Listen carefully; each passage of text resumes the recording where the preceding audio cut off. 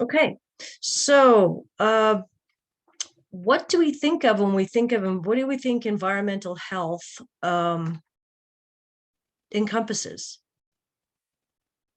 When you think about environmental health, what do you think about?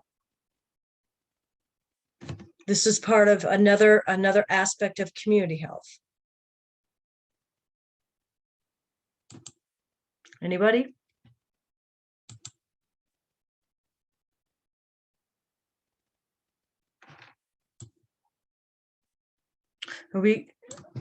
I really don't feel like doing all the talking, so I really would like people to participate. I really would. What do you guys think about when you think about environmental health?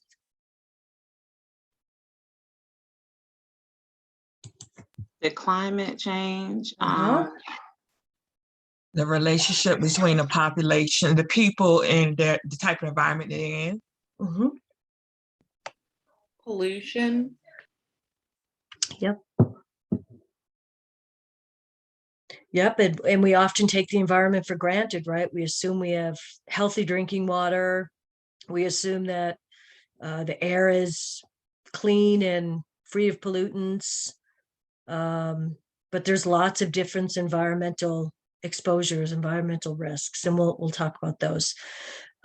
So after we go through, after you do the reading, after you do your reading of this chapter and we go through the PowerPoint, here's what you should be able to answer, right? You should be able to answer, how do you explain how the environment influences health and disease, right? Know which disciplines work most closely with nurses in environmental health, right? And then there's always going to be legislative and regulatory policies that have influenced the effect on the environment. What's the big agency that oversees all the environmental legislation? What is that? The EPA, right? The Environmental Protection Agency. And then I also want you to be able to, or you should be able to describe the skills needed by nurses practicing in environmental health and apply the nursing process to practice in environmental health. So that's why we tie in chapter 32 to this week, because it's occupational therapy, or excuse me, occupational nursing, which is out in the environment, right? Workplace. Okay. So environmental health is really a very important part of health assessment in community and public health, right? Because we know that we need to have a healthy environment for optimal health and healthcare, right? We often take the environment for granted and may fail to see the hazards in front of us. And numerous kinds of exposures, chemical, biological, radiological exposures that can affect our health, air we breathe, the water we drink, the food we eat, and the products we use. So that's just an overview of how big of a topic environmental health is. Okay. Right. So what are a few kinds of environmental health sciences? Well, we have toxicology, epidemiology, and we'll talk about the epidemiological triangle and our multidisciplinary approaches to environmental health. And that's, again, chapter 9. That's why we tie epidemiology into this particular week, because epidemiology, or epidemiological functioning, really ties into environmental health. Okay. One of our biggest issues is climate change, right? We know the climate changes around the world have led to global warming, and the implications of climate change have had significant effects on public health. We identify the most vulnerable populations are children, elderly, and especially those who are already sick with chronic conditions, the poor, and some minority communities. Right. So what kinds of roles are the nurses going to play? We're going to be part of the mitigation and response to climate change. So how do we do an environmental health assessment? 4 major factors we look at are air, water, land, or food. Okay. We're also looking for any kind of a chemical, biological, or radiological exposure. And I'm going to go into the book after I go through this PowerPoint, because I want to show you, well, environmental assessment includes, it's called the I Prepare mnemonic, and it's in the book, and it goes through each of these have a definition of the IPRE. Also windshield surveys, which we know about, environmental databases, which are really important, environmental health assessment forms, right? And then we're observing, inquiring about unintended environmental exposures. I like to bring up the, has anybody ever seen the movie Aaron Brockovich? What's that movie about? Yes. What's that movie about? She ended up working for a law firm Yeah. because the water was contaminated and caused all these types of ailments like cancer and tumors in the people that lived around the plant, the water Yeah. plant, electric Yeah. company. Yep. Excellent representation in that movie of environmental exposures and the effects it has on communities, right? Also, part of our environmental assessment includes the right to know laws. We as population have the right to know. There's a few laws that go with that. We also want to do a risk assessment, point source and non-point source. Okay, assessing the risk of children, pregnant women. I mean, think of the potential risks of environmental exposures to pregnant women, right? So when we're trying to decrease our environmental health risks, we are trying to apply the same basic principles of disease prevention that we would do in other situations. Communication is important. And then as always, there's ethics involved. And then the governmental environmental protection, which is the EPA. And then another job of ours is advocacy, right? We have the responsibility to be informed about what's going on in the community, right? And we also have the responsibility of communicating to our citizens, our population, what environmental health risks are in that particular community. Right. And then we also have environmental justice and environmental health disparities. And you can read through those. We're not going to go through those, but I just want you to know that they were present. Right. So what are some unique environmental health threats? Okay, or common? Mercury exposure. Where do we get mercury exposure? Where does that come from? Fish. Fish. Yep. So if you're doing an environmental assessment with a family, that's part of your assessment when you're talking about nutrition, right? How much fish they consume. Okay, some other threats: synthetic chemicals, dioxin, and then healthcare without harm campaign. Okay, and then what about resources? Community health nurses really need to have resources available because environmental risks are so prevalent, right? Our state health department is a good resource. Environmental health experts, nursing and medical schools, public health, they're also great resources. Association for Occupational Environmental Clinics, that's a good resource. So as community nurses, we just need to expand our our toolbox. We certainly have resources on other issues in the community, and this is one that we need to add to: environmental health and risks. Okay.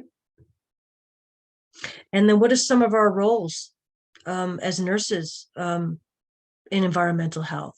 Well, we look at our ADPI, right? I want you to be able to take our ADPI and be able to develop a plan for environmental health with your assessment, your referral, community involvement and public participation, communication, epidemiologic investigations, and then policy development. Okay, environmental health is really kind of a big deal. I want to do a quick case study with you, and then we will go to the book. Okay, everybody take a look at this scenario here. Okay.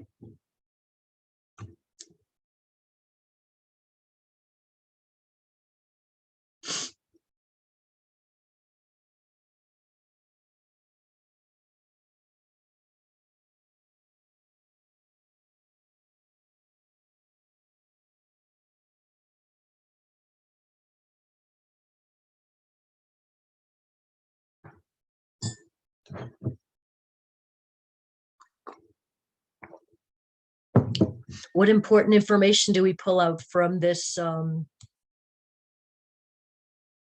the scenario? What's in there that's important? That are immigrants and they work outside.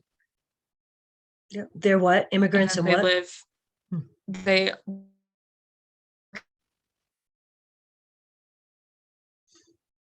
What else do you pull out of here that's important for our case study? Where they work at Mm-hmm. and their exposure to toxins. Mm-hmm. And there's already been an identified number of miscarriages, right? So lots of information in there.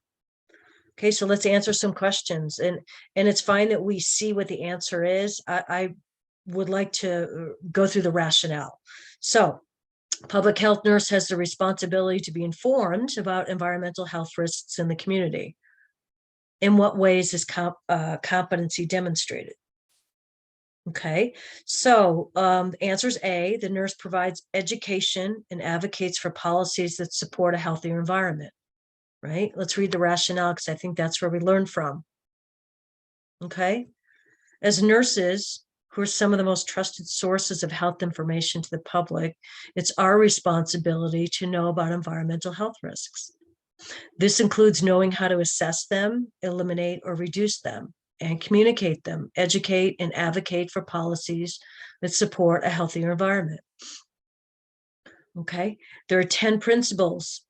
And I'd like for you to be aware of these 10 principles. They're in the book, but they're also in this rationale. Okay, so pay attention to this. There are 10 principles that compromise a nurse's responsibility for environmental health. Okay, I would encourage you to put these on a flashcard. Okay, now let's go through them. There are 10 principles that compromise the nurse's responsibility for environmental health. It is essential. Number one, it is essential that nurses know about environmental health. 2, nurses should not use products or practices that harm health or environment. 3, nurses have the right to work in a safe and healthy space. And nurses and other healthcare professionals have the right to know in a timely manner about any possible harmful products, chemicals, pollutants, and hazards to which they may be exposed. 4, multidisciplinary collaboration is a factor that sustains a healthy environment. What does that mean? What does that one mean? Multidisciplinary collaboration. Who might we need to be collaborating with? The government. Government, who else? The Mm, EPA. Uh-huh. Local health department, maybe? Yeah. Mhm. Number 5, the choice of materials, products, and technology and practices in the environment that affect nurses is based on best practices. What are best practices? What do we mean by best practices?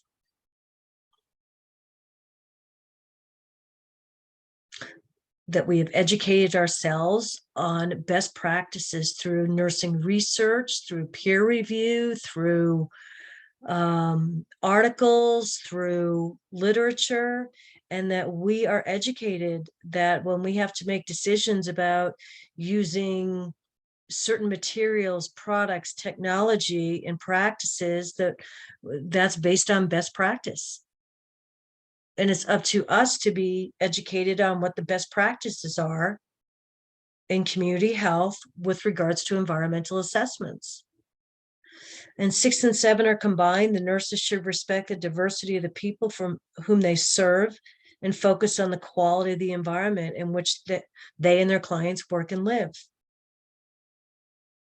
8, nurses and other healthcare workers, families, patients, communities have the right to know and timely information about potentially harmful products.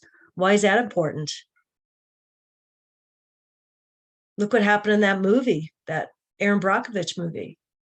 Nobody was telling anybody anything. And so it continued. The exposure continued and more people got sick because there was no timely communication. And then number 9 and 10 are combined. Nurses should participate in both research and advocacy related to promoting a safe and healthy environment. Why is that important?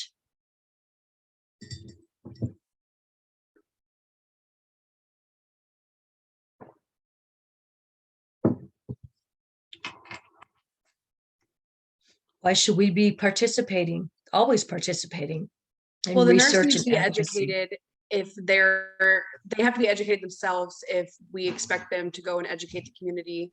Correct. Yep. Right, we have to be educated ourselves, okay? And we are relied upon as part of the multidisciplinary team in the community to participate in environmental assessments. Right, we are dependent upon to be educated and knowledgeable. Right. So I would like for you to know the 10 principles that comprise the nurse's responsibility for environmental health. That's a big overview of what this chapter is the nurse's responsibility. Okay, let's go to our second question. Okay, which of the following sciences would be used to study the poisonous effects of chemicals in the community? Okay, do we all know what these mean? Toxicology, epidemiology, chemistry, pharmacology. Okay, the correct answer is A. So we're studying the poisonous effects of chemicals, right? That would be toxicology. Okay, and let's read the rationale and figure out why. Right, so we know that toxicology is the basic science that studies the health effects associated with chemical exposures. Right?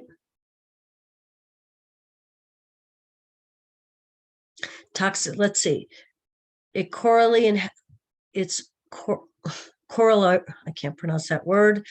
In healthcare is pharmacology, which studies human health effects, both desirable and undesirable, associated with drugs. We all know that. In toxicology, the only negative effects of chemical exposures are studied, whereas toxicology is a science that studies the poisonous effects of chemicals. Epidemiology is the science that helps us understand the strength of the association between the exposures. And we're going to talk about that in the next chapter. Okay. Let's look at number 3. What are the ways in which community health nurse could assess the environmental health risks of a population? Okay.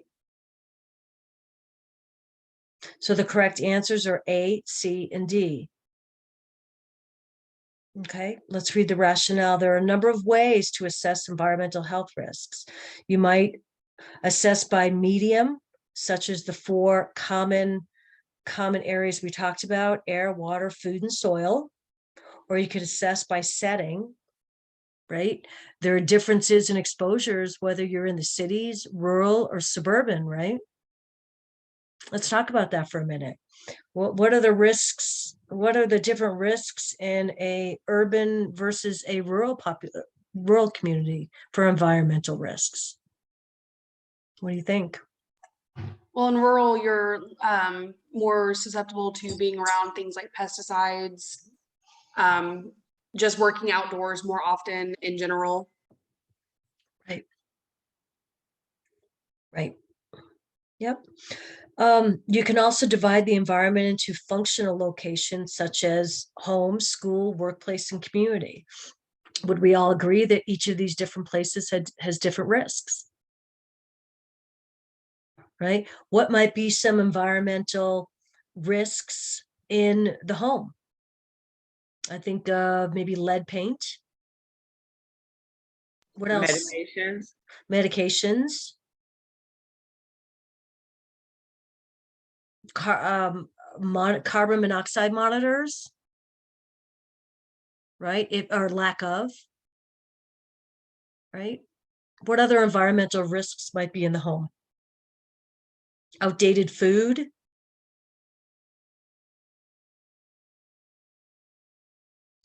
What about school? What kind of environmental risks might we see in a school?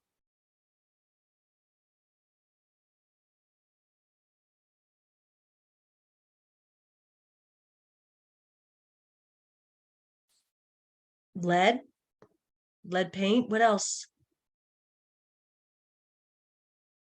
What else can we see in a school? Same with workplace and out in the community. There's environmental risks everywhere. Each of these locations may provide unique environmental exposures as well as overlapping, obviously. For purposes of this chapter, demographics and socioeconomic status would not be typical factors in assessing environmental risks. Okay, so I want to go to the book. Let's see.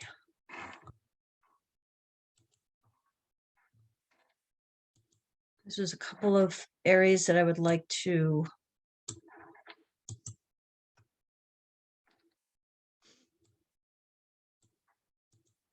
Okay, environmental health is chapter 6.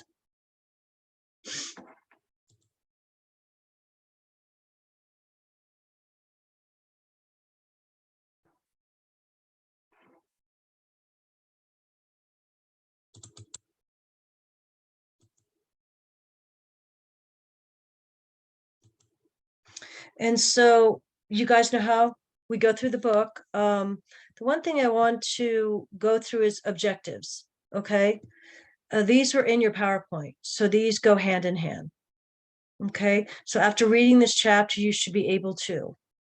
We just went through these. So let's go through a couple of parts of this chapter that I think are important that follow along with the PowerPoints. Okay.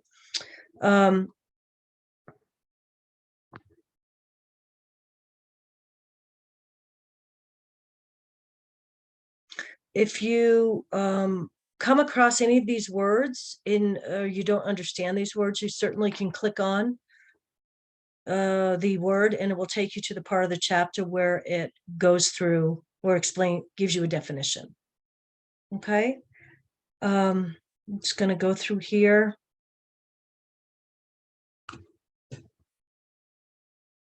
Whoops, sorry. My mouse is going too fast for me this morning. Okay. Whoops. Oh, it really went quick. Okay. Okay. Box 6.1, whenever we come across boxes in a chapter, typically they are, I would encourage you to review them. Okay, so in this particular box, general environmental health competencies for nurses, we talked about a little bit already that we need to have the basic knowledge and concepts, right? We need to know how to do an assessment. All nurses should be able to successfully complete an environmental health history, recognize the potential hazards, make appropriate referrals, right? All nurses should be able to demonstrate knowledge of the role of advocacy, ethics, risk communication, and community of intervention with respect to potential adverse effects. All nurses should understand policy framework and major pieces of legislation. So I'd like for you to review box 6.1, and then let's review Healthy People 2020 in chapter 6. Okay, these are their objectives related to environmental health. I'd like for you to put these on a flashcard as well. It's important to remember these.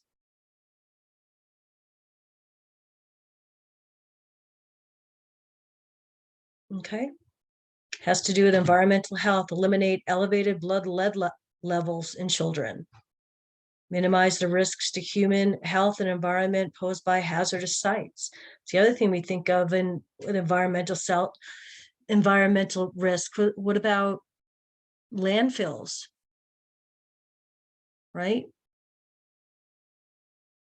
Reduce pesticide exposure. Reduce the amount of toxic pollutants released in the environment. Reduce indoor allergen levels. Right? Decrease the number of US homes that are found to have lead-based paint or other related hazards. Okay, so those two boxes are, I encourage you to be familiar with. Okay, and then it goes through the environmental health sciences that we talked about, your toxicology,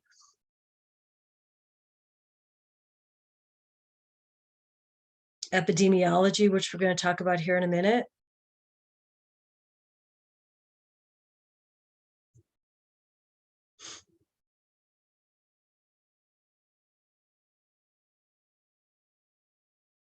We talked about climate change, but there's where it is in the book if you want to read a little bit more about it.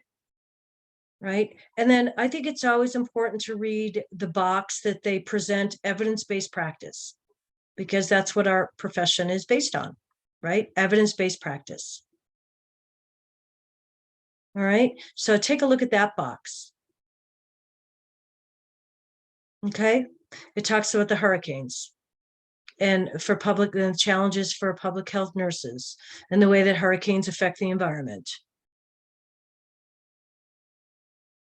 Okay.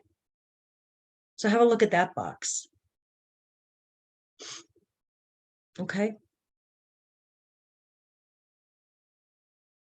And then here we start to talk about on page 90, how do we do an environmental health assessment? Okay, and it talks about the air, water, soil, and food. Urban versus rural. And dividing into locations, home, school, workplace, community. Okay.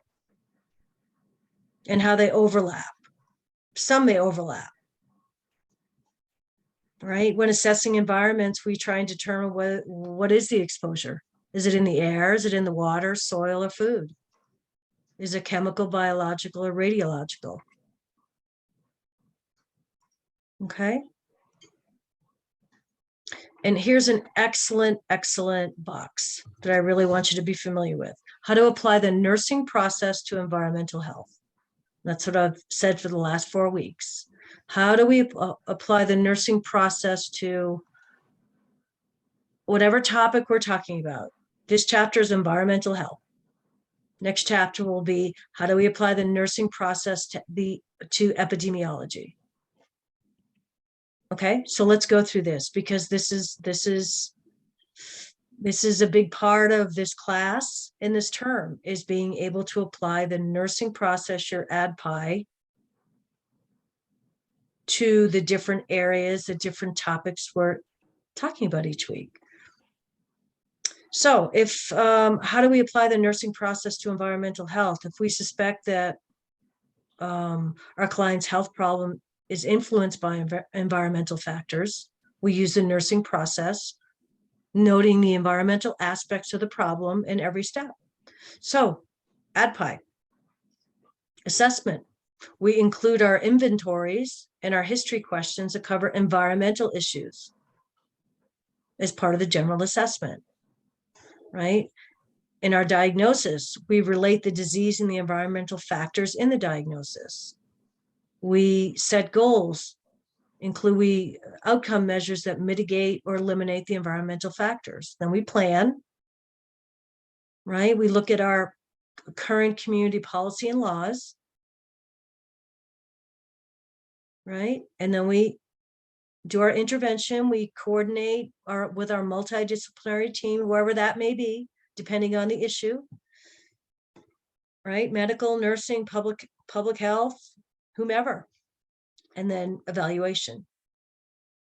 So this is a really good box to really understand. And it's not so much memorizing this box. I want you to be able to understand and apply. Okay.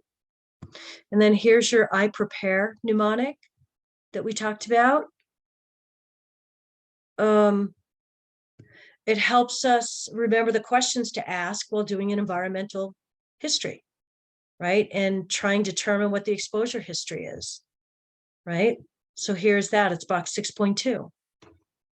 It's an exposure history should identify the current and past exposures, right? With the goal of reducing current exposures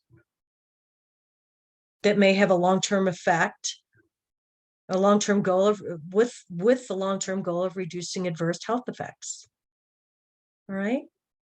So I would put this on, I would encourage you to maybe do a flashcard with this as well, what each of these stand for. Okay. And this is a model of how we do an exposure history assessment. Okay. Investigate the potential exposures. Where do you work? Where do you live? Environmental concerns, past work. Where did you work? What were your past jobs? Where were they located? What do you do for activities? Do you garden? Do you fish? Do you hunt? And then you have a list of resources and referrals and education. Okay, so please be familiar with that. Right, and then again, we talk about our windshield survey. Windshield survey is definitely our first step in understanding the potential environmental health risks in the community. Right? If the community is urban, the age and the condition of the housing and potential trash problems can easily be determined by driving around the neighborhood. Right?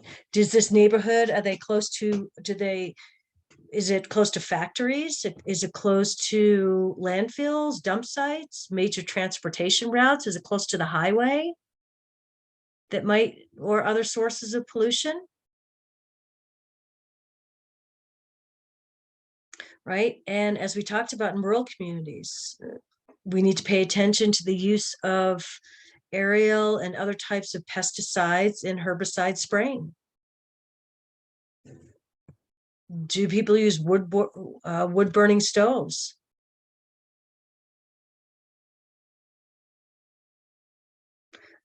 What is the agricultural practices like in the rural communities? Okay. And then starting on page 91, it specifically describes what kind of issues we could have with the air, water, soil, and food. Okay.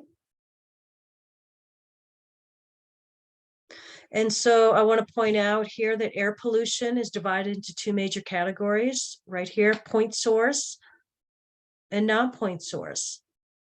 And point sources are often called fixed sites, which they're individual identifiable sites, such as smokestacks. And then the non-point sources, which include vehicles, cars, trucks, buses. Okay, so it talks about air, the importance of air quality.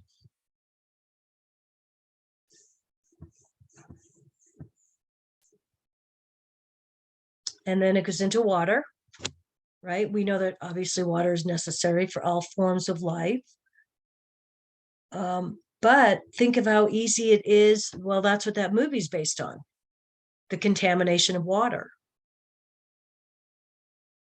Right? So discharges or contamination into water bodies from industries, from waste sites can contribute to the decrease in water quality.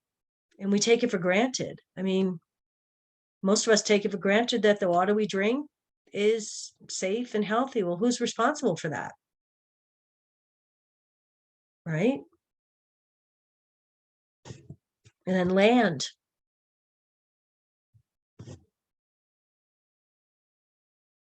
Right?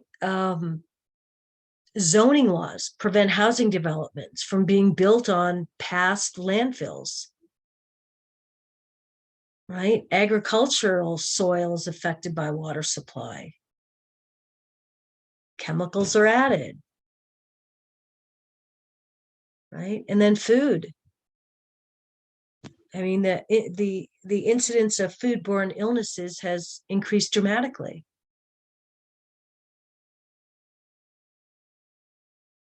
Okay. And then it talks about the right to know. And then here we talk about risk assessment. You know, the EPA has a process for risk assessment when it develops its health-based standards, right? What is a risk assessment? Risk assessment refers to the process to determine the probability of a health threat that's associated with an exposure, right? So a risk assessment is important. And then certainly, since children are one of our high-risk populations with environmental health, assessing that is extremely important. Okay. Toxic chemicals can have different effects depending on the timing. Fetal development. There are periods of heightened sensitivity to toxic chemicals. Right? Very important to be mindful of pregnant women and the environmental exposures they have. And then table 6.1 describes what a few environmental agents and what are some potential adverse reproductive outcomes. Okay.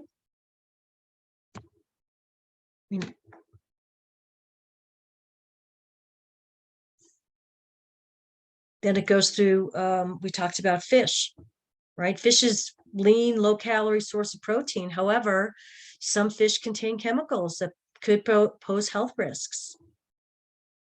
Right? What if you are getting your fish from contaminated water, contaminated lake, river, stream? That's important. That's an important part of your environmental assessment. And nurses, we do need to have an understanding if there are warnings out there, advisories out there in certain waterways, and be able to communicate that, or at least be familiar with it when you're doing your environmental risk assessments. Okay. Box 6.4 talks about the Food Quality Protection Act of 1996. And it's to protect infants and children from pesticide exposure.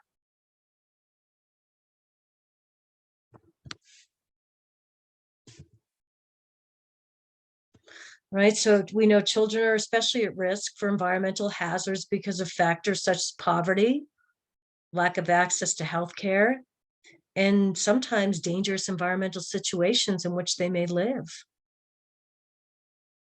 Right? And they're also at risk because of the size and the immaturity of their systems, such as your respiratory system.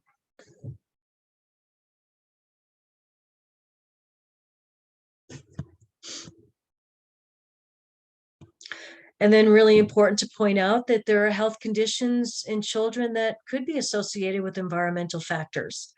Autism, cancer, respiratory diseases, asthma, obesity, problems with neurodevelopment. Would you guys agree with that?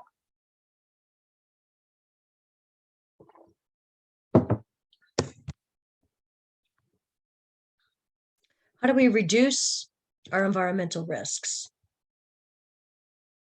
Right? Well, one of our primary strategies as a community nurse is education, and education plays a huge part in our prevention strategy for reducing environmental risk, but we have to be knowledgeable. Right? When examining the sources of environmental health risks and planning intervention strategies, it's important to apply the basic principles of disease prevention. Okay. Looking at a home with lead-based paint.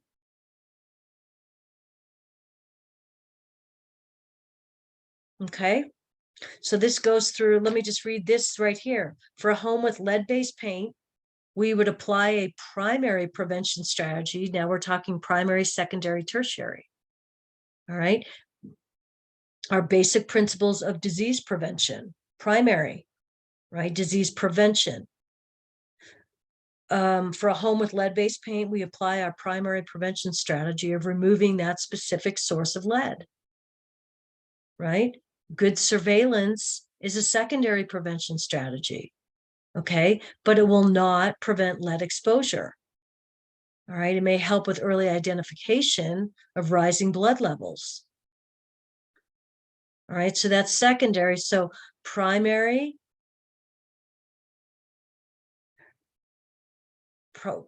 is the education about the importance of getting rid of lead in the house. Secondary is good surveillance, good identification. Okay. But now you have a symptomatic child brought to the healthcare provider. So now you're at the tertiary level, right? So systems should be in place for that. And so the care is trying to reduce the blood levels of lead. Right? So there's your primary, secondary, and tertiary interventions for a very common environmental risk for kids, which is lead poisoning. Make sense?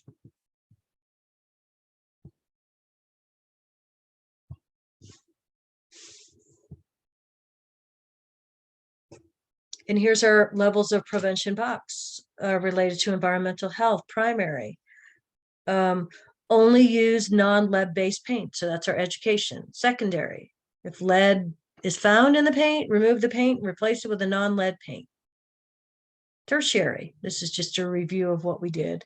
At first sign of symptoms of lead exposure, take steps to reduce blood levels. And then communication. We are required to communicate what's going on. Okay. And then obviously there's always ethical issues involved. You can take a look at that. Governmental protection. Here's your environmental laws. You can look at that. Okay. And advocacy. Right. 3 million nurses in the United States today. We can and we should be a strong voice for change. You can read about that. Okay.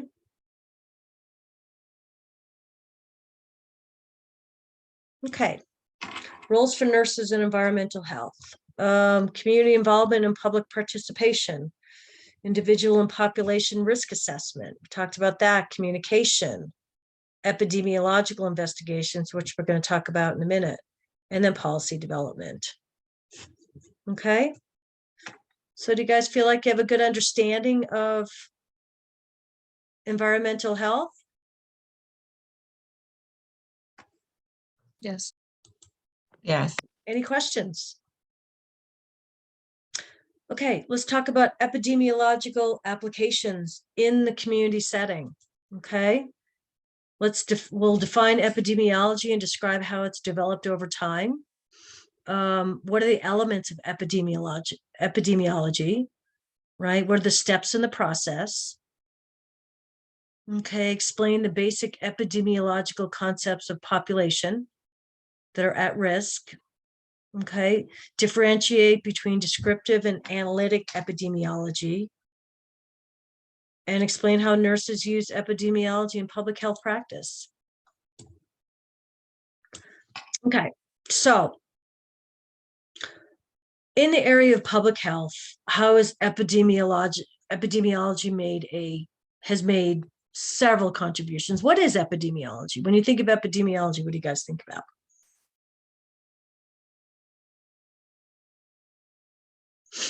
I know you've covered this in med-surg. You should have, or it should be part of it. What is epidemiology?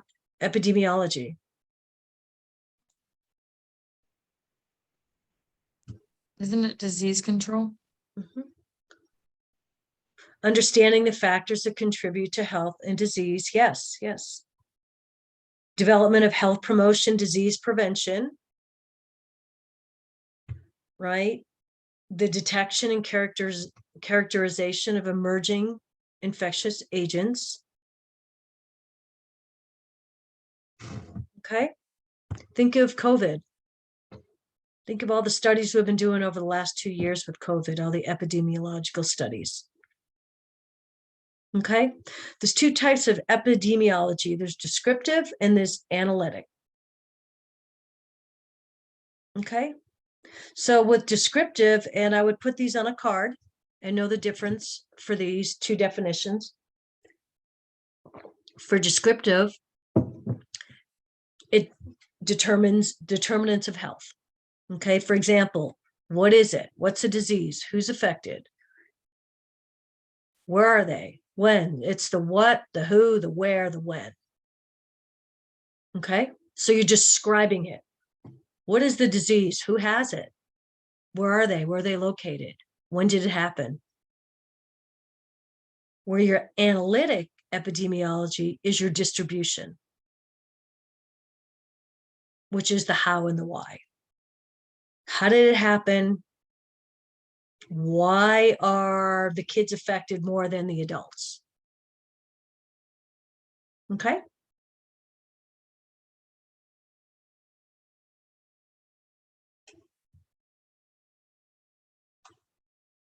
Okay, what's the purpose of epidemiology? All right, it's a study of populations, right? We study the population to determine a few things, to determine the causes of health and disease in the population, to monitor the health of the population. We identify the determinants of health and the disease, what's causing this. And we investigate and evaluate interventions to prevent the disease and maintain health.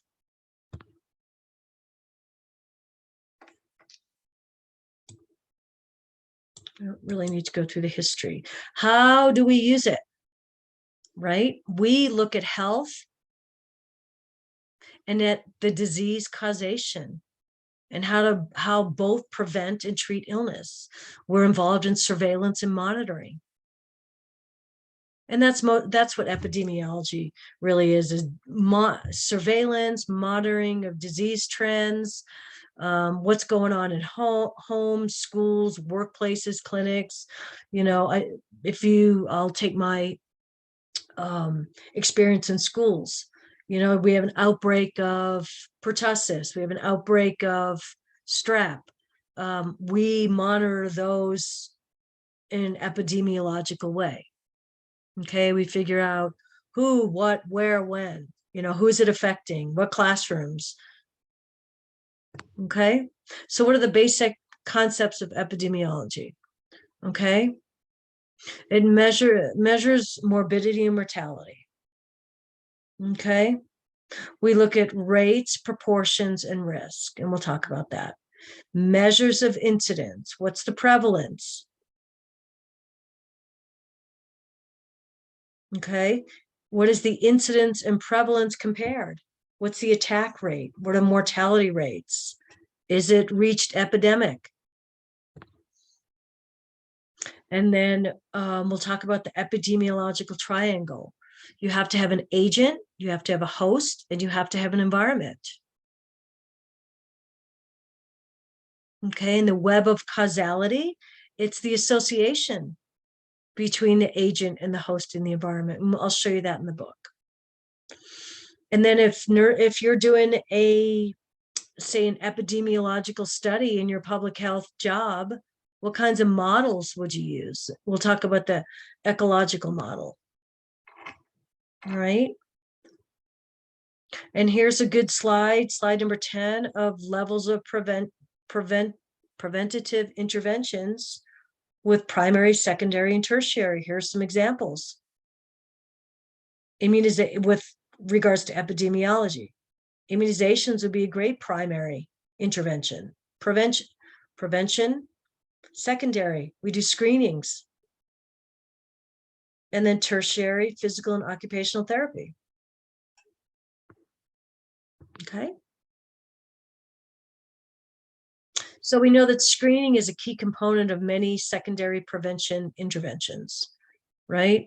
So it involves testing of groups of individuals who are at risk for specific condition, but don't have the symptoms yet. We already know this, right? The goal is to determine the likelihood that these individuals will develop the disease, right? So effective screening programs also include referrals for diagnostic evaluations to see who's going to screen positive, to determine if they actually have the disease. Okay, and then in epidemiology, we also talk about reliability and validity. That's important, right? So what are our basic sources, basic methods in epidemiology? Well, we have sources of data, rate adjustment, comparison groups. This can be if you're not into epidemiology, this is a lot of words, a lot of information. So just bear with me. Okay. And then descriptive epidemiology. We talked about that in an earlier slide, but here it is a little bit more specific.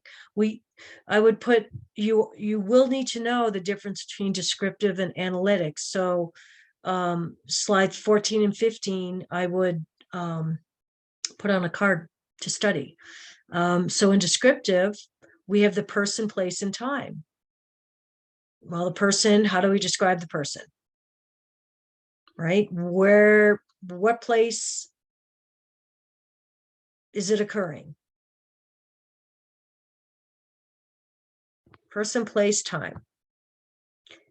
Okay. We're analytic. Okay, we're looking at the cohort studies, the case control studies, the cross-sectional studies, the ecological studies.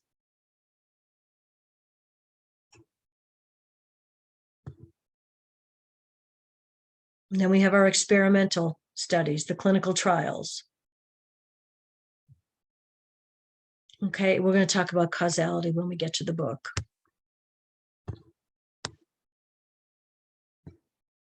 Okay, and the last slide is applications of epidemiology for community-oriented nursing.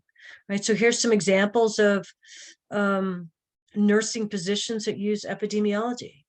Right, obviously a nurse epidemiologist, school nurses, communicable disease nurses, environmental risk communicators, hospital infection control nurse. Right, and the reason documentation on patients' charts and records is critically important for data to collect data for epidemiological reviews. If there's an outbreak in the hospital of something. Okay.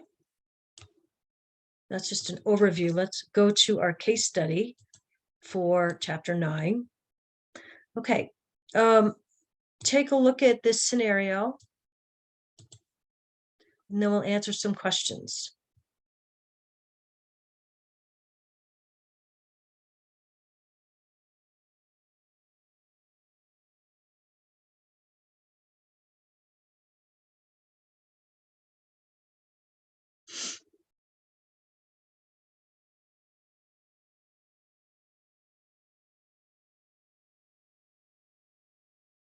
Okay. Okay. So he's identified that 15% of the prisoners have acquired valley fever. Okay, what measure of epidemiology is most important to report to the medical director? Okay, these are some definitions: incidence rate, risk, attack rate, proportion. Well, the correct answer is the incidence rate, because he's identifying 15%, right? So the incidence rate is 15%, but let's read the rationale, because that's where the learning comes from. Okay, so measures of incidence, okay, and this is part of epidemiological study. Measures of incidence reflect the number of new cases or events in a population at risk during a specified time. So this particular question was the number of new cases, 15%. Okay, an incidence rate quantifies the rate of development of new cases in a population at risk. So identifying the incidence may assist the nurse in implementing prevention measures. Okay, so that's the first part of why incidence rate is the correct answer. And then it gives you why the others are not correct. Okay, the risk refers to the probability that the event will occur.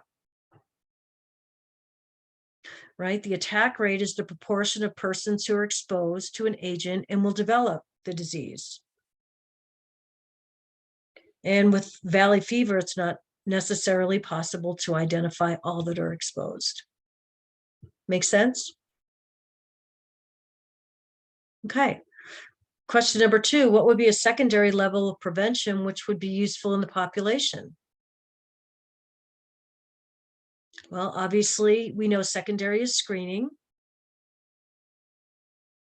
right? We know A is primary, B is primary, C would be tertiary, right? And D would be screening. So D would be our right answer, right? Secondary prevention refers to interventions designed to increase the probability that a person with a disease will have that diagnosed early enough so that treatment can be provided, right? So health screenings are a secondary prevention, right? So it's critical. Periodic screenings are critical in identifying diseases such as TB so that early intervention can be initiated. Okay. Make sense? Okay. Which of the following causal relationships may have an effect on the risk of developing valley fever? Okay, which of the following causal relationships may have an effect? This is to select all that apply. Okay. Climate for sure, population for sure, an infectious agent for sure. Let's read why. All right, so the agent, meaning when we'll talk about epidemiological triangle, where you have to have an agent, which is the bacteria. Let's use COVID, for example. The agent is the COVID, the bacteria, the virus. The host is the person that's infecting, you or I, the live person that's infecting. Okay, so the agent, you must have an agent, to infect the host. And then the environment, or all the environmental factors that are going to figure out how sick you're going to get, what population, is it more at risk for a certain, is this disease more at risk for a certain population? So the agent associated with valley fever would be that which causes the infection, right? So we talk about environmental conditions, right? What might have what environmental conditions might have an effect on how the illness is going to spread through the community. So environmental conditions such as climate and soil are associated with valley fever infection. Okay. Gender wouldn't be an issue because the prison is all male. Lifestyle factors should not affect the likelihood of developing the illness. Right? The human population distribution related to crowding would also have a casual relationship. Does that make sense? So let's go back. Which of the following relationships may have an effect on the risk of developing valley fever? Okay, so the climate, for sure. Population distribution and the infectious agent. We'll go back and review the environment epidemiological triangle. That's what this case study is, the epidemiological triangle. Okay, so let's go.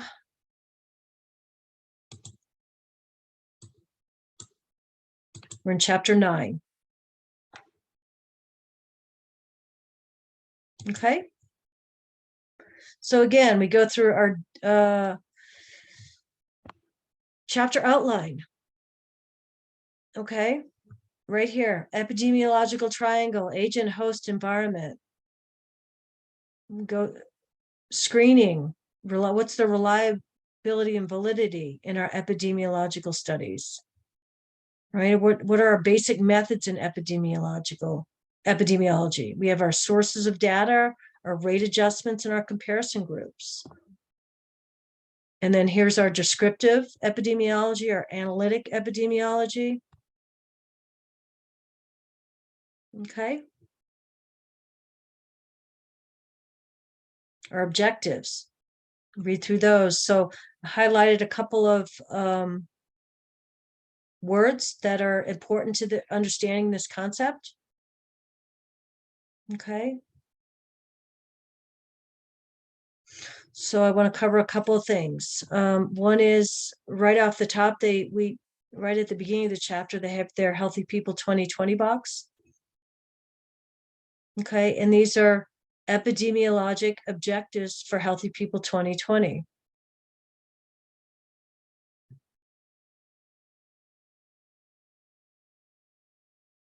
Okay, I'd like you to be familiar with that.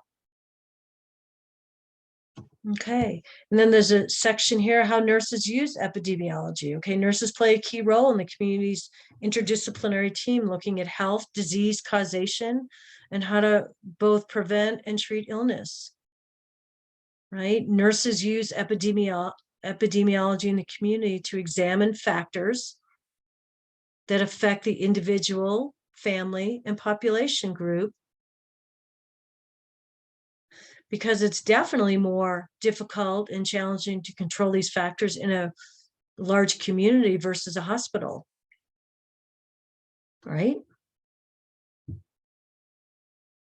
So it's difficult to control the environment, including water and food supplies, air quality conditions, pollutants, disposal of garbage, trash, insects, animals that carry infectious diseases, quality of paint used to ensure it contains no lead, and what comes in the mail, right? So often community residents are much more exposed to many factors affecting their health,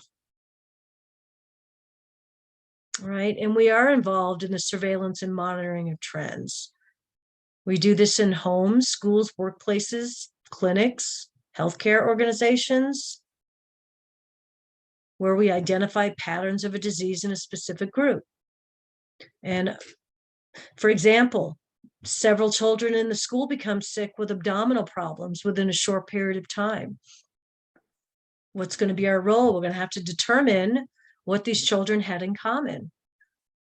Did they eat the same food? Did they drink the same source of water? Did they swim in the same pool?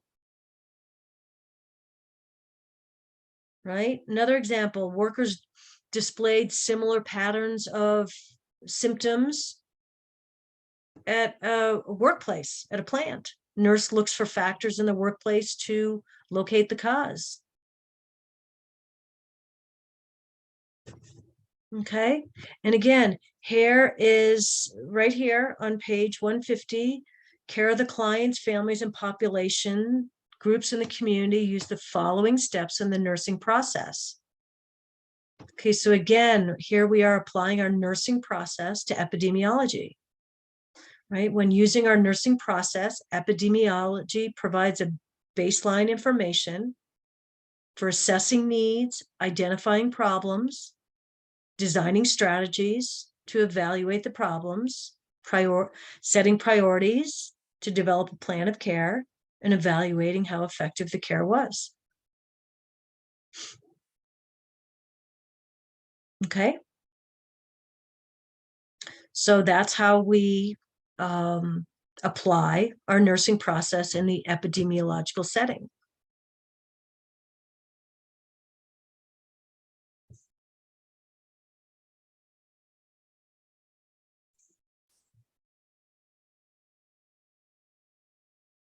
And here's a good case study on foodborne. Take a look at that case study, page 150. It's a food, what am I trying to say? A food issue, food poisoning issue. Take a look at that. Okay, so the three things we need to know: the basic concepts in epidemiology. Okay. All right, rates, proportions, and risks. Okay.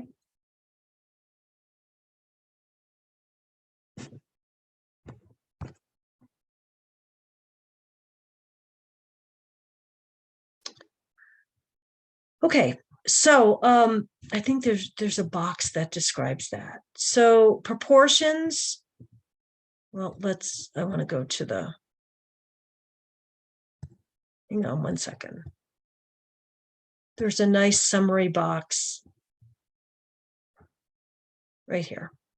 That's what we need to study, is how do you come up with common mortality rates? Okay, so you need to be familiar with how we gather information as far as how do we get a crude mortality, how do we get a death rate? How do we get an age-specific rate? How do we get a cause-specific rate? So box 9.2 is information that is important to understand how we calculate these numbers, how we calculate the numbers. How do we calculate common mortality rates? For example, let's just do crude mortality rate at the top. Number of deaths from any cause during a time interval divided by the estimated mid-interval population, right? So for example, in 2010, there were 2.4 million deaths in a total population of 275 million, or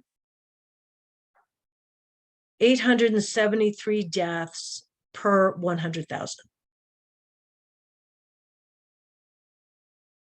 Make sense? Case fatality rate, how do you determine that? Number of deaths from a specific disease versus the number of people diagnosed. So if 87 out of 100 persons are diagnosed with lung cancer die within 5 years, the 5-year case fatality rate is 87%. Right? So the 5-year survival rate would be 13%.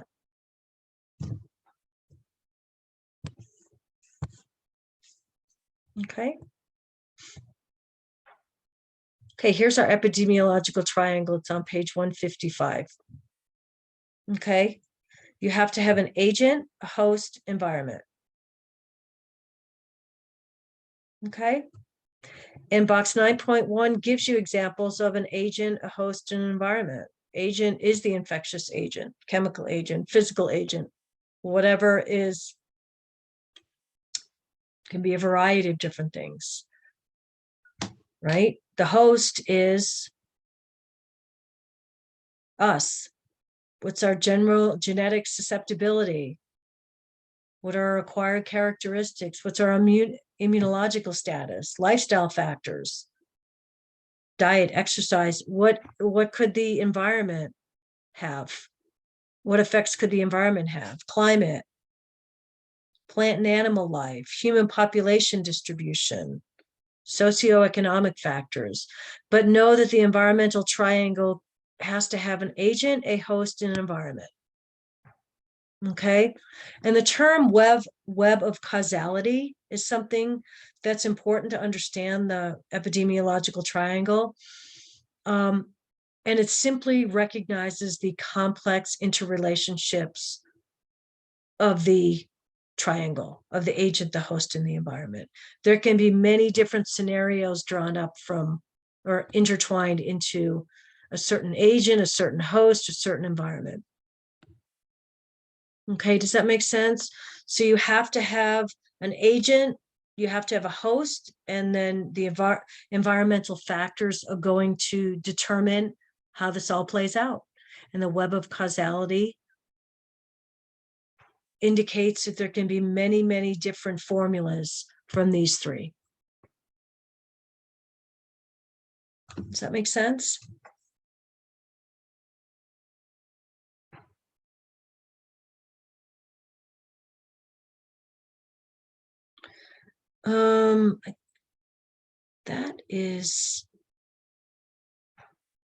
That's all I want to go over in this chapter. So there's a lot of information in this chapter.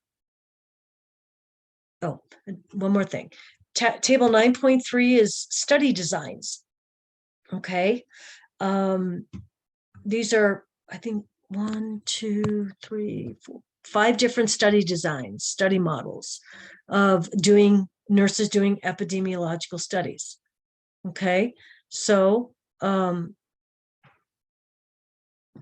you have your ecologic, which is the quick and easy, inexpensive first study.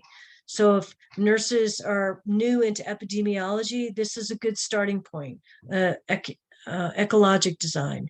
And then you have your cross-sectional correlation, okay, case control, prospective cohort, retrospective cohort. These are all the different types of study designs that we can use to do our epidemiological studies. Okay, and then it goes through and explains those. Okay.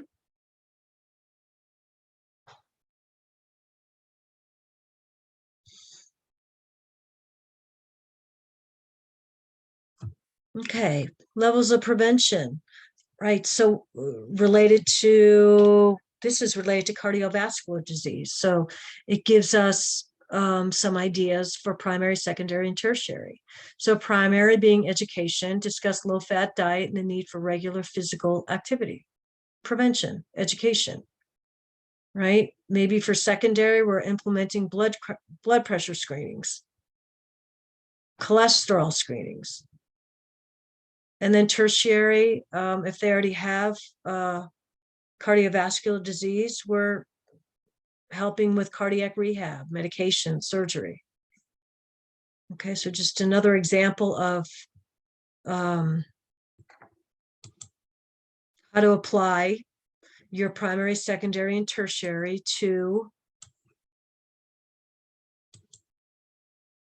cardiac patients.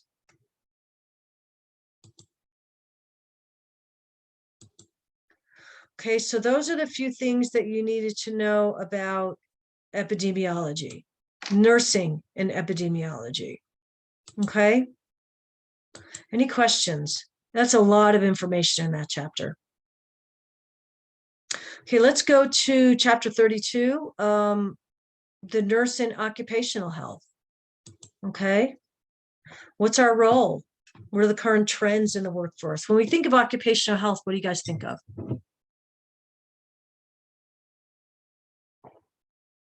Where does it take place? The workplace. Workplace. Yep. Right. What's the big agency that works with occupational health? OSHA. Right? Has anybody not heard of OSHA? Okay. So after looking at the PowerPoint and reading this chapter, you should be able to describe the nurse's role in occupational health. What are the trends?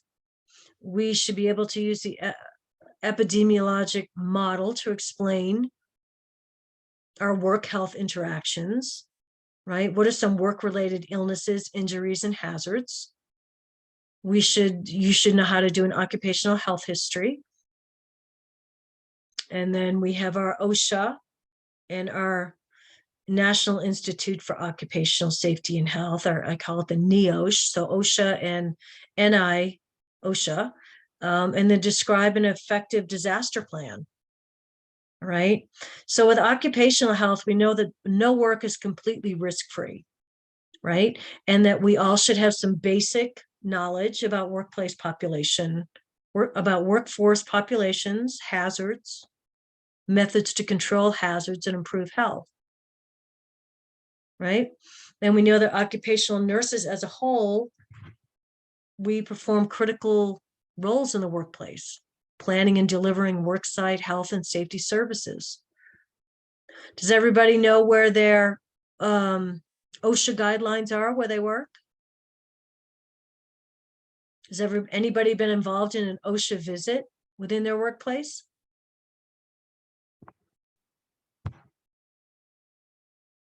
Nobody, really. Okay, so what is the scope of occupational health nursing?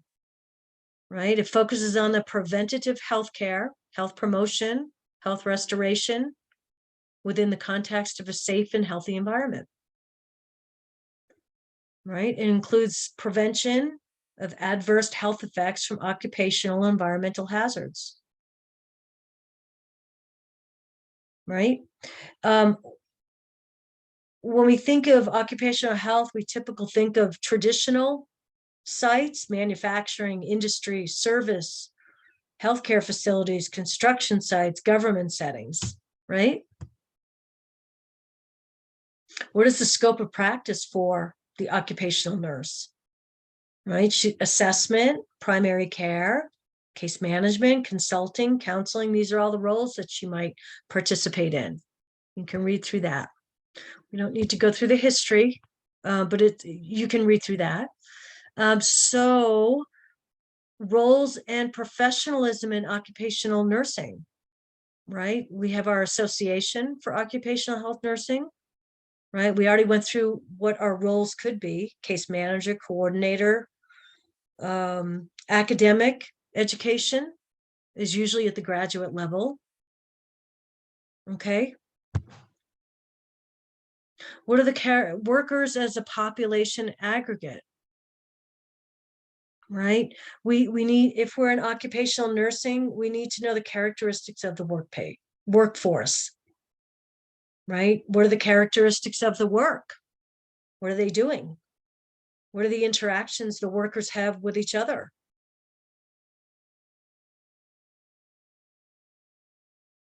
Right? What are the common illnesses, injuries, deaths associated with this particular employment? And here, this is why we've tied in occupational health, the application of the epidemiological model. Right? So here's a good, slide 9, here's a good definition slide of what each of them are. Right? Let's do the agent first. The factors associated. So this is taking your epidemiological model and using it in the occupational setting. All right, so your agent, factors associated with illness and injury. Is it a biological, chemical, environmental, mechanical, physical, psychosocial agent that we have? Who's the host? Any susceptible human being, assume that all employed individuals are at risk for being exposed to occupational hazards. Right, so we have to have an agent, we have to have a host, and then the environment includes anything, all external conditions that influence the interaction of the host and the agents. Does that make sense?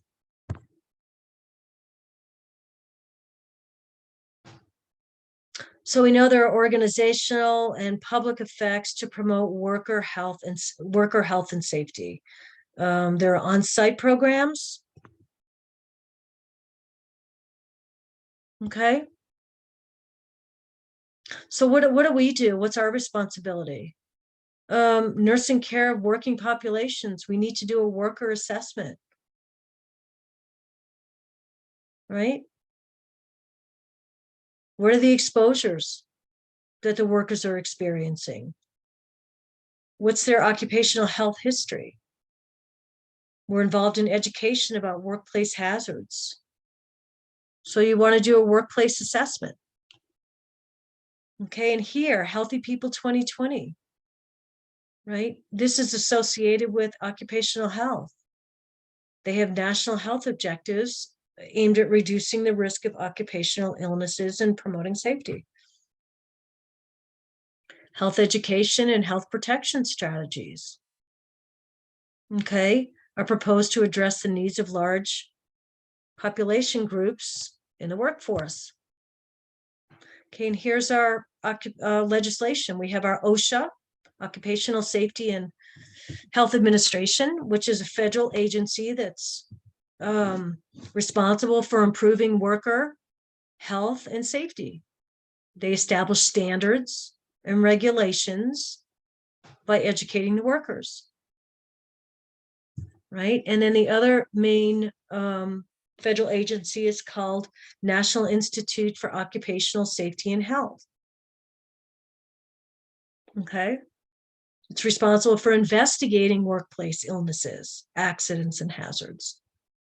Those two different federal agencies that are important to occupational health. And then you have your hazard communication standard, which is your right to know. Right? These are your manufacturing firms that you have to have an inventory of toxic agents, develop information sheets. These are your what are they called? The MSDR sheets, right? That have to do an inventory of all the chemicals that are in your facilities, right? Does everybody know what I'm talking about? They're on the back of bathroom doors, they're in break rooms, they're everywhere. Okay. And then we have to have effective disaster planning and management within occupational health. If there were a disaster, a spill, a chemical spill, right? Effective disaster plans are designed by those with knowledge of the work processes and materials and the workers in the workplace and the resources in the community. Specific steps must be detailed for actions if there were a disaster, occupational disaster in the workplace.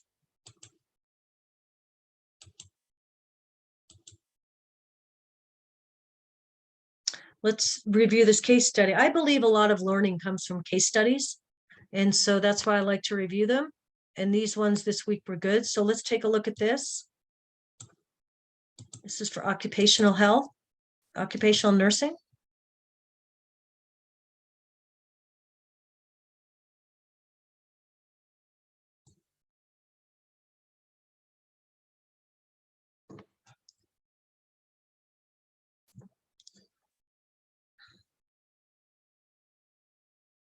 Okay. This is a big auto plant, right? And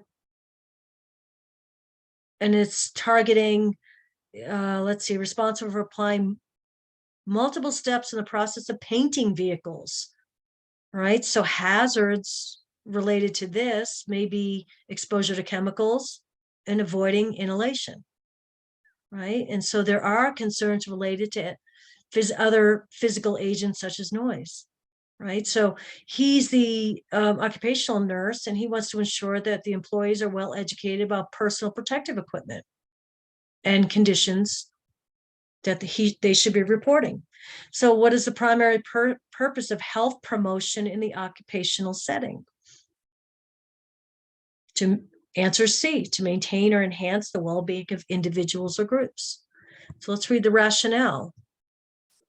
In the occupational health setting, the purpose of health promotion is to maintain or enhance the well-being of individuals or groups of employees and the company in general, right? This may include programs designed to enhance coping skills or good nutrition, knowledge about potential health hazards, both in and outside the workplace. Okay. Health promotion, which is taking primary prevention measures, is designed to eliminate or reduce the risk of disease to prevent the development of any illness or injury, right? Secondary prevention, again, you can see why primary, secondary, and tertiary, they're intertwined into all of these topics. Secondary prevention occurs after a disease process has begun, right? It's aimed at early detection, prompt treatment, and the prevention of further limitations. Okay, tertiary prevention is intended to restore health as fully as possible, assist individuals to achieve their maximum level of functioning. Okay, but ultimately, the primary purpose of health promotion in an occupational setting is to maintain or enhance the well-being of individuals. So why would he do a walkthrough on a weekly basis? A is obviously the correct answer, that he's always assessing for potential hazards, right? So he is continuing to do an ongoing assessment of the workplace itself, right? The purpose of the assessment, known as a worksite walkthrough, is to learn the following, right? The workplace processes and materials, requirements, potential hazards, and the work practices of the employees. Okay. He's provided with a monthly data sheet about workers' compensation claims and productivity. What's the purpose of having the information provided to the occupational nurse? Has anybody ever worked in the occupational setting?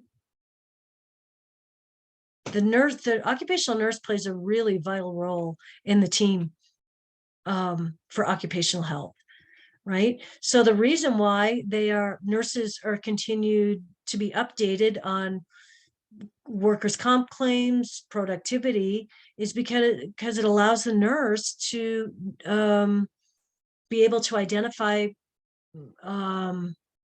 certain things that are going on. For example, well, let's read the rationale. A description of an employee group is vital to understanding the demographics and the work distribution in the company. Knowing about shift work and productivity can be helpful in pinpointing stressors. HR, management, and corporate commitment to health and safety are necessary to develop a support culture for effective and efficient programming. Okay. So gathering data about the incidence or prevalence of work-related illnesses and injuries and cost patterns provides helpful epidemiologic trends. So it's the nurse's role to identify, is there increased absenteeism, or let's say they've had an increase in absenteeism. Well, the nurse should be trying to figure out why. Is it work-related? Is it potentially they've been exposed to a hazard? right? The role of the occupational nurse is really, really important. Okay. So real quick, I know we're going a little bit beyond what I said I would do, but I want you to review areas that are important to understand the concept of how the nurse functions in occupational health. All right. Obviously, they have to understand the characteristics of the workforce, characteristics of the work. And then we talked about how to apply the epidemiological model, the host, the agent environment into occupational health. How to do a worker assessment, how to do a workplace assessment. Okay, and there's our two agencies, National Institute for Occupational Safety, and then OSHA.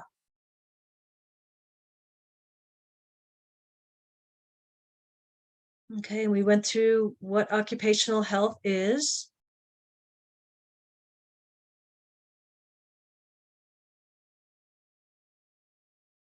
Okay, we talk about characteristics of the work, right? We know that there's many new occupational hazards, right? Increasing the number of risk factors, right, in the workplace, right? And here's a list of them. What kinds of things, what kinds of hazards have increased? Chemicals, nanotechnology, non-ergonomic workstations, stress, burnout, exhaustion.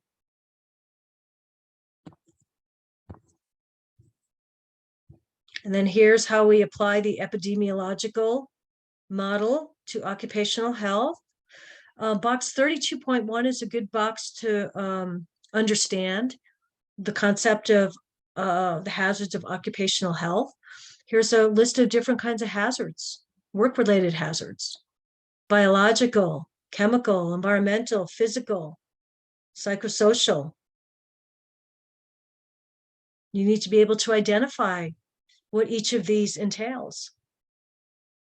Okay, so box 32.1 on page 564 is important information to understand the concept of how nurses perform in the occupational setting. Okay. And this is interesting. Box 32.1. It gives examples of selected job categories and what type of exposures they might have, and what type of work-related diseases or conditions they may get.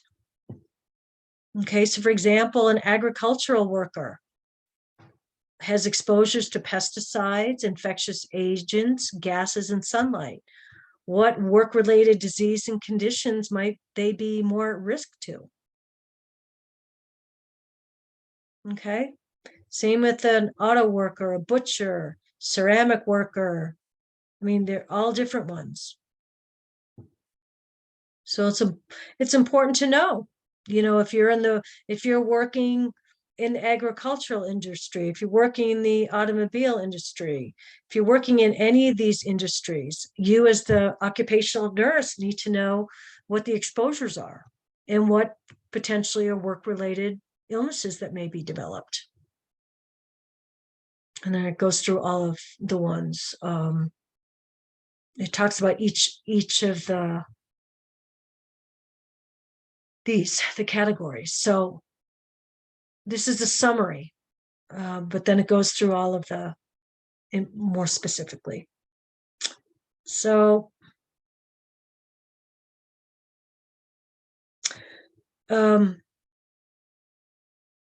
here's some of the roles that the nurse might play in their occupational health and safety program.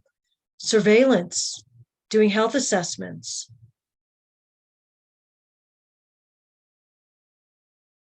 returning to education for returning to work after an accident or an illness, health promotion, health screening, case management.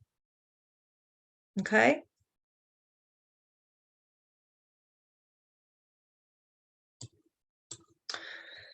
So That's a quick rundown of occupational health.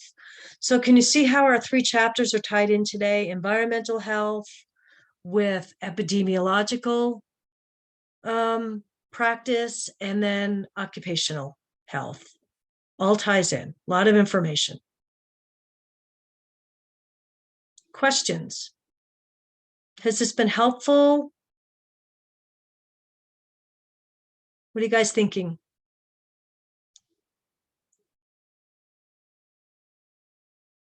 Anybody?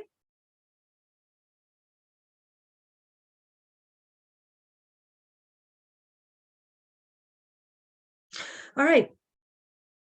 So, why don't we, does anybody have any questions?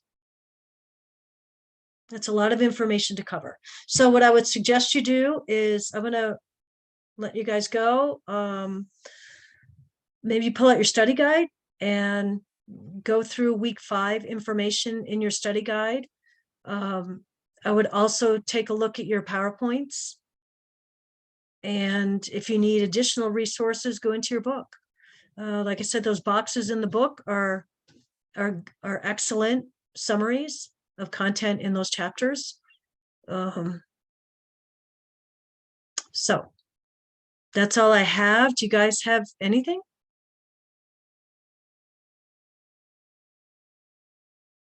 Okay. All right. Well, have a good day. Have a good week, and hopefully get to a review session at the end of the week. Okay. Bye.